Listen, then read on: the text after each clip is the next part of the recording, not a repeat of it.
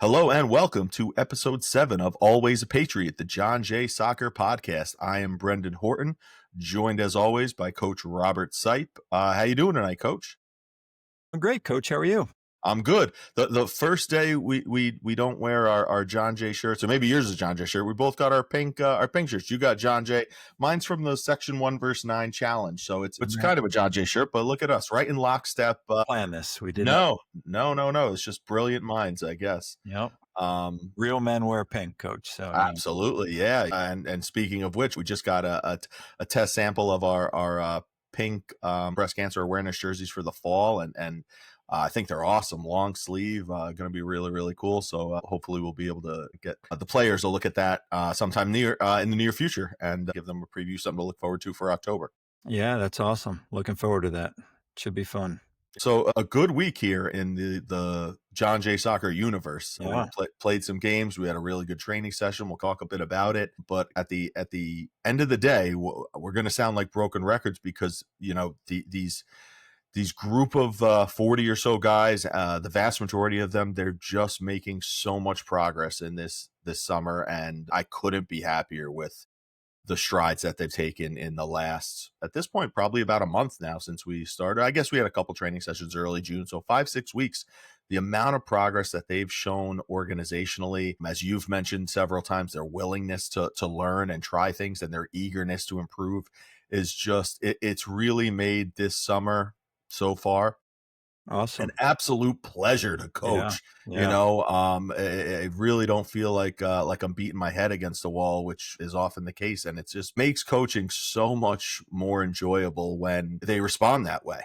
Yeah. Well, you know why it was a good week, Coach, because you were in charge the whole time. No.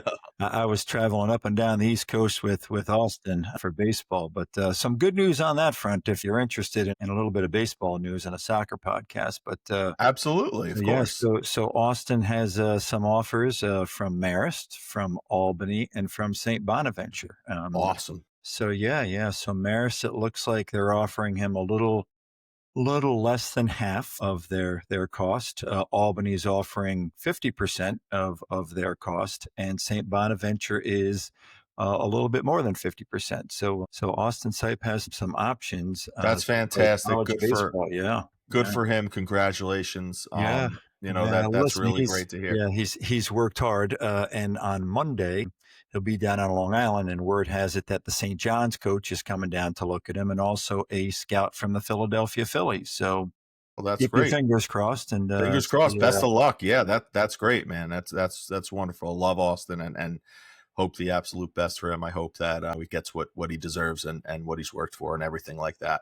he's definitely missed soccer. He's been juggling the soccer ball in the hotel parking lots. I've been out there with him, but it's a few more weeks of baseball, and then we'll be right back into the We'll get him back in the soccer. mix, and Coach Fulton will get him running long distance, and just like every other guy who's getting into shape, soccer shape, I should say, it'll be the same. And I'm confident that he'll be good to go come August 25th.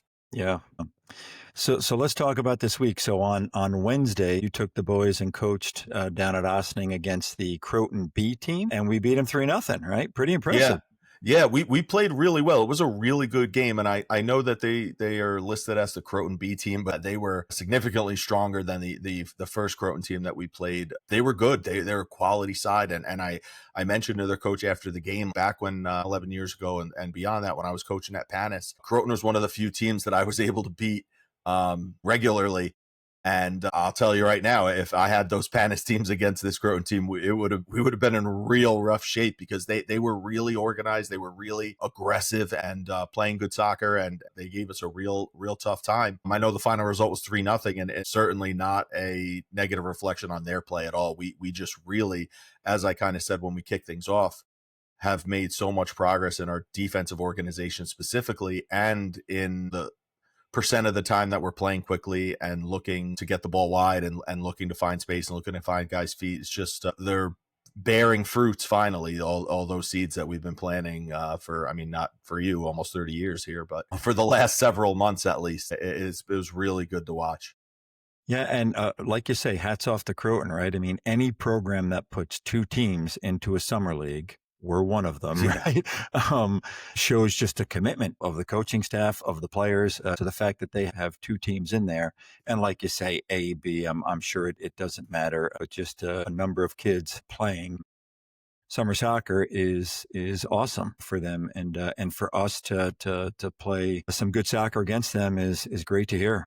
Yeah, like I said, I was so happy with just specifically the way that we're defending when teams are in their defensive third and building out of the back has just made such a huge improvement. We're able to win the ball in good situations and circumstances to get forward. We're at midfield or we're even in our attacking third, and it just makes life so much easier. I was explaining to the boys last night, when our attacking mid wins the ball 20 yards from their goal, it's such a better circumstance than when our center back wins the ball 95 yards from their goal. There's just so much less work to do. So that should really be a huge priority for us. And how we do so is the important thing. And that's the part that they're getting. They're Yeah, understanding the how and the yeah. why. They get the why. And even a lot of times when teams get that why, they don't get the how. And these guys are really picking up how to do it in terms of their roles and their assignments. And we've simplified it a lot, which is great but the fact that they're getting it now we can maybe build upon that a little more and add some responsibility. But it's just been great to see the way that they've squeezed the field and just forced guys into really tough, uncomfortable predicaments with the ball. You can see the frustration on players' faces. A high school player gets very frustrated when he is denied what he is coached to do and wants to do. And when you take away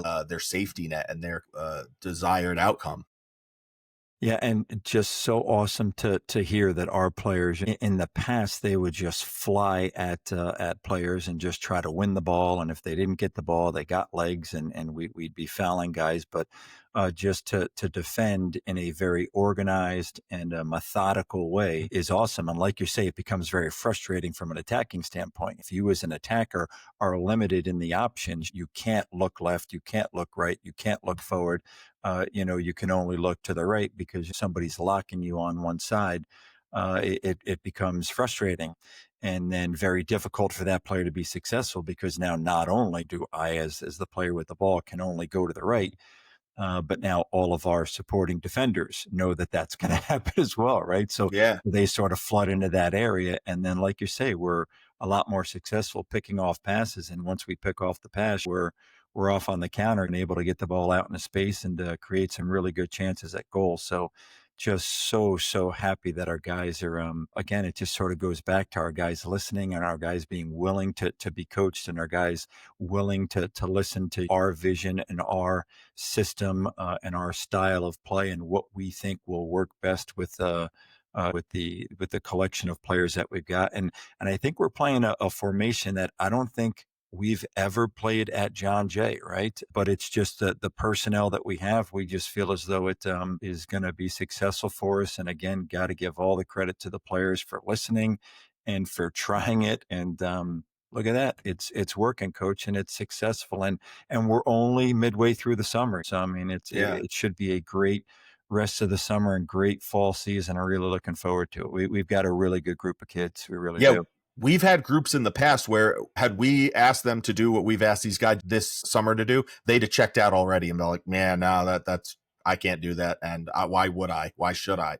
So true. Yeah. And just like these guys willing, like we've said since the very first episode, change position, change role, change responsibility from things that they've done for 10, 12 years is a lot of times a tough ask from a teenager. But I think now that some of the guys are seeing the quality of the play, not only in themselves, but collectively, I think we're getting a better buy-in. And once you have that, the sky's the limit, really. So I can't tell you how impressed I was with our play this week. I was so happy. And that's regardless of the results of the games, just the quality of the play of the game. We came off last night, and we'll talk about that, against Fox Lane 0-0, but I was so happy with how they played because they just play good soccer. And that's all I want. I feel like I have an impact on that. I don't necessarily have an impact on the final score because you can have 1,000 chances and miss them all and give up one shot and lose 1-0. But if you played good soccer and you defended well and everything like that, well, then to me, that's a victory in the sense that we're trying to teach these guys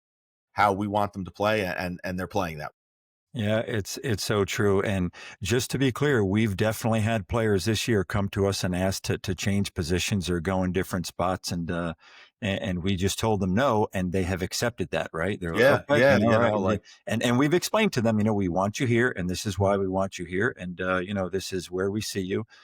And that's been it, right? But like you say, in the past, we've done the same thing. And the players, well, on my club team, I do this, and I really feel, this guy next to me and that guy.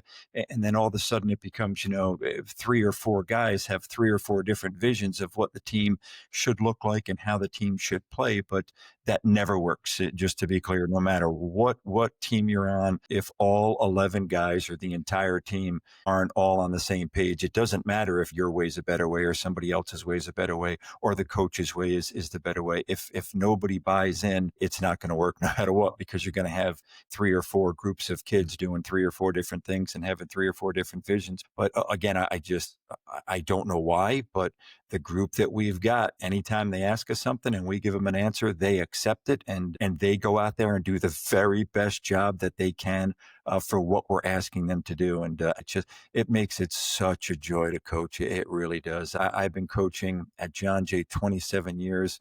I don't even know how long I've been coaching before that. I probably coached more than 35 years, and it's a lot of fun, coach. I don't want to retire. Please don't make me retire. I know I'm getting old, but to I love it, and a group like this just makes you love coaching.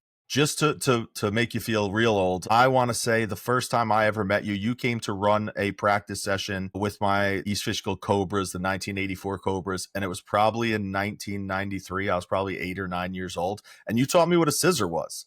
All Oh, right. wow. Yeah, Okay. you I'll never forget it. I played goalkeeper. It didn't even matter to me. But the first time anyone ever said, "What is a scissor?" It was you, and it was over 30 years ago.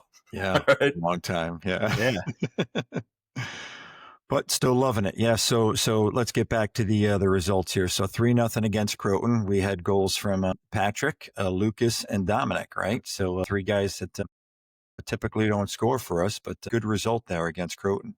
Yeah, yeah, really, really good game. I was really happy with how they played, and as we'll talk about last night's game against Fox Lane, it wasn't just a blip. It continued right into our next match 2 days later. But before that match, we had a training session on Thursday night where we had a week off because of the 4th of July holiday weekend, and it was good to get back out there. We had 23 guys, 3 goalkeepers, so 20 field players, allowed us to play some 11v11 at the end. Everyone was there to work hard.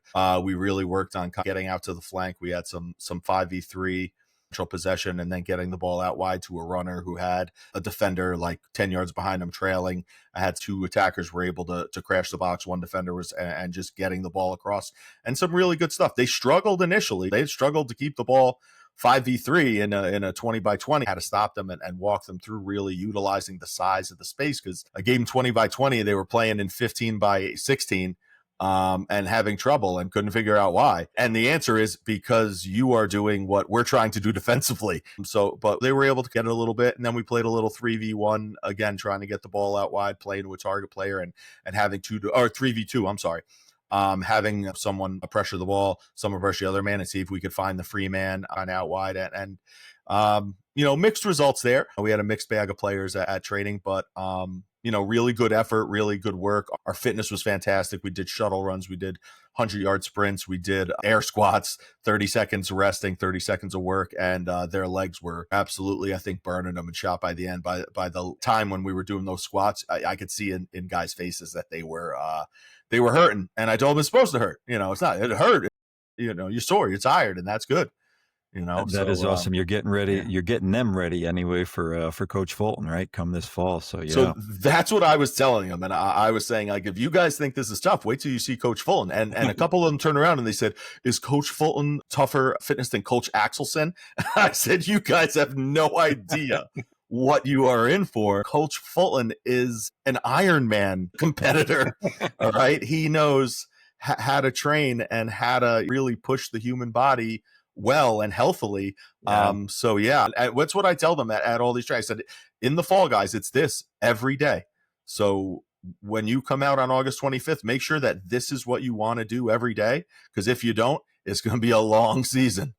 you Yeah, know? and just going back to my long coaching career, 27 years here at John Jay, how lucky am I to have you with me? How lucky am I to have Coach Axelson coaching our JV team, Coach Oliveira coaching our Van Wyck team? But I don't know if anybody's more valuable than Brian Fulton, right? And what he does for us with fitness. And like you say, he does it intelligently. You and I are just like, go out there and run. Probably Coach Axelson too. Let's get up and down the field. But Brian, like you say, has competed in Ironman events before. He really knows what he's doing. He knows the science behind it, and we are so lucky to have him. I know the players don't think so, but they are so lucky to have him too.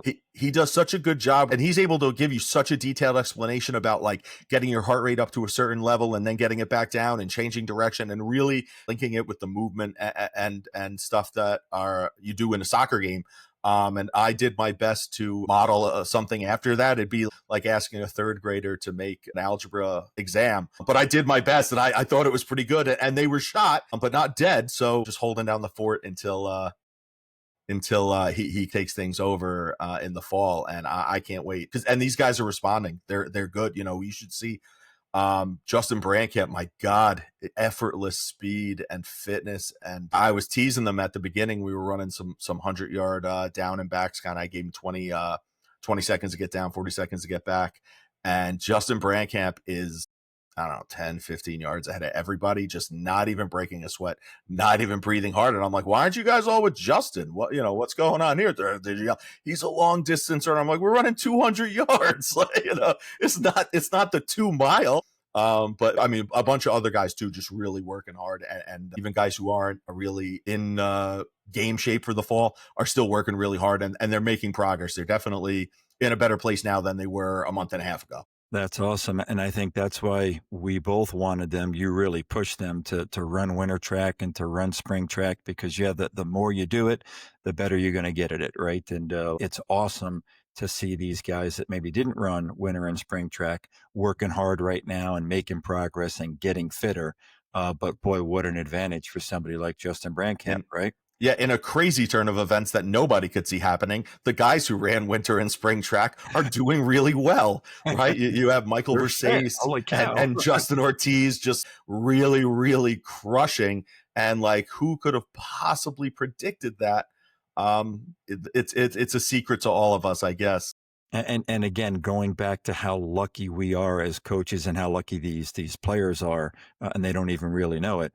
Brent DiVittorio is an unbelievable track coach. He's And the man. such a great guy, such a nice guy, such a good coach, and willing to work with our players for any time that they're willing to put in on that track.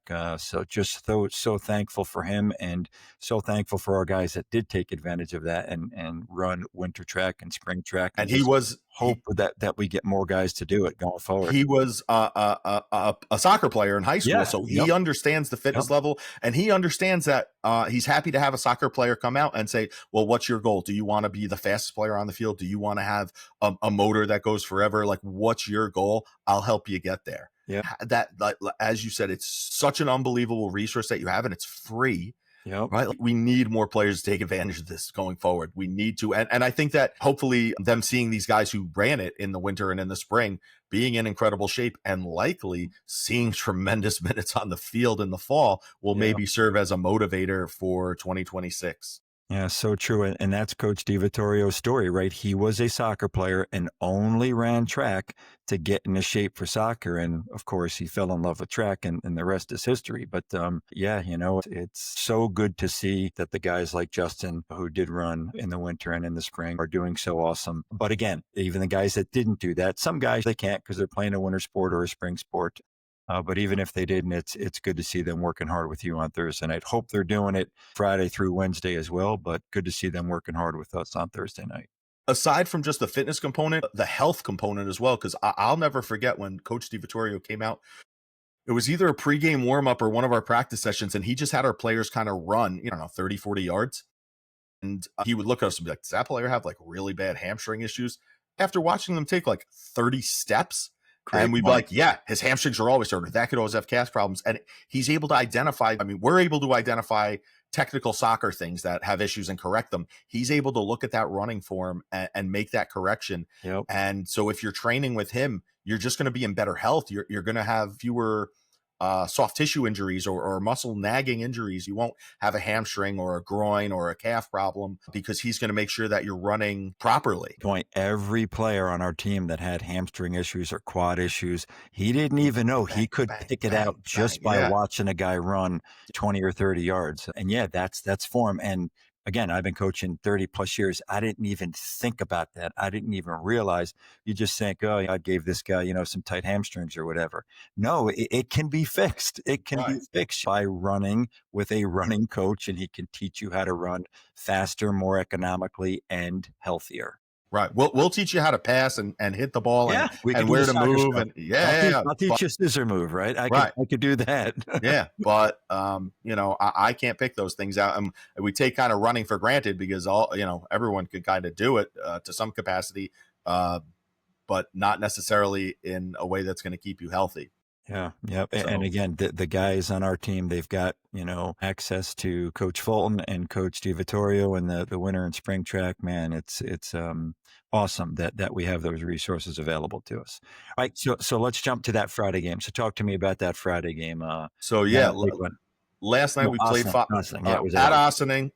We played Fox Lane. They were very good. And I think I talked to Coach Atchison after the game, and he had said that last year or the year before was the best JV Fox Lane team he had ever seen. Oh, wow. And in the 10, 11 years that he's been at John Jay. So really no surprise. They were really good. And they had some really big players. They played good soccer. They swarmed defensively. They were similar to Croton, but on another level with everything. They were very good. I believe they were undefeated going into the game. They might have had a tie or something like that. So they had been having good results. And we came out and played, I thought, such good soccer, especially defensively. The first 25 minutes, we did such a good job squeezing the field, dictating play when we didn't have the ball.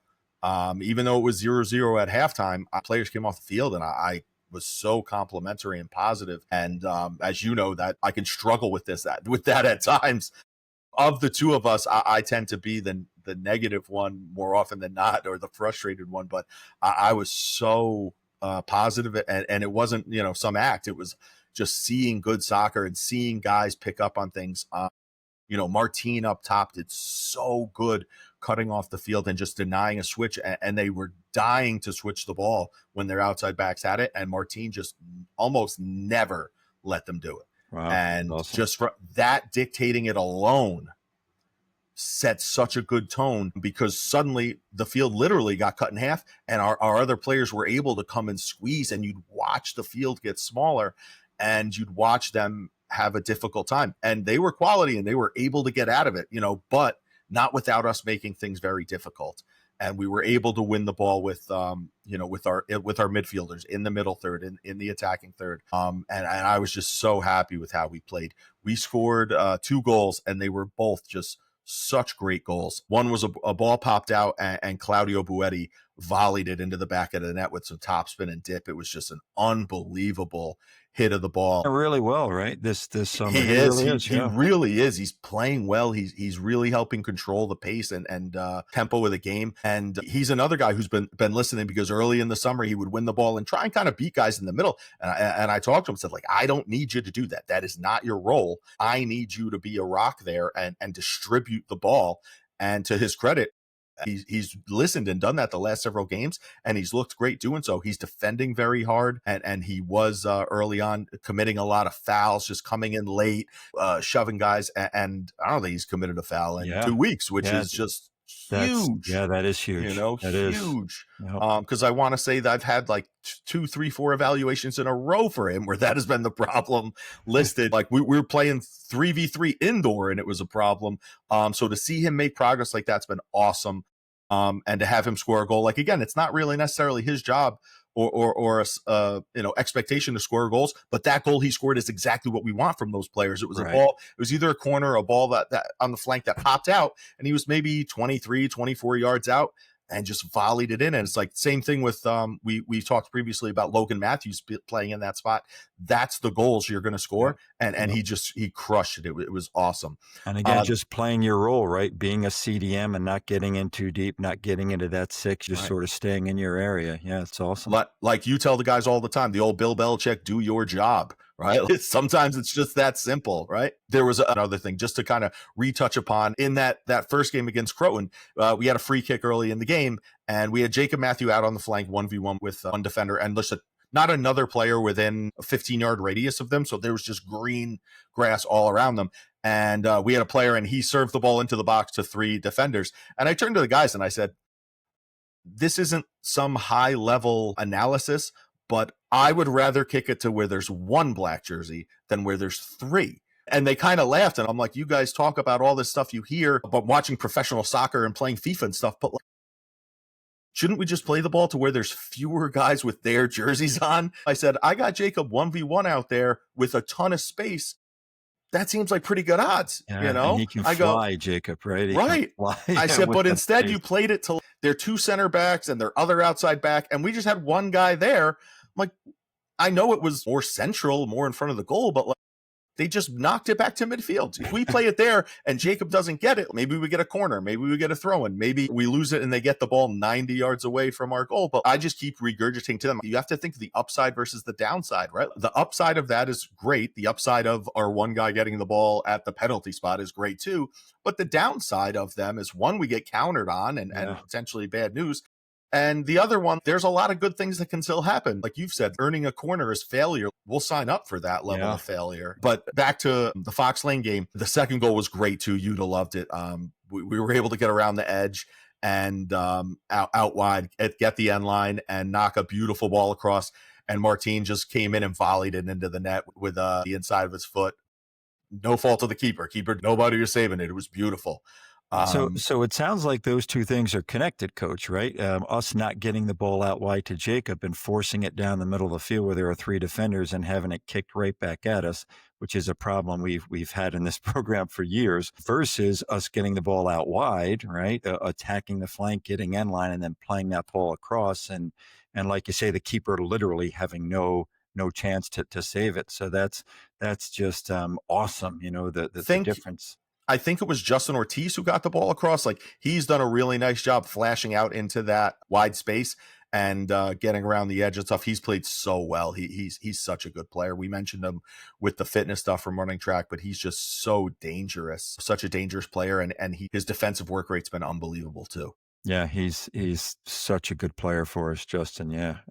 He was a little late to warm-ups yesterday, and he was kind of getting ready. And I think we had, 3 subs, 4 subs, something like that. And he's like, Coach, I'm sorry, I'm late. Am I starting?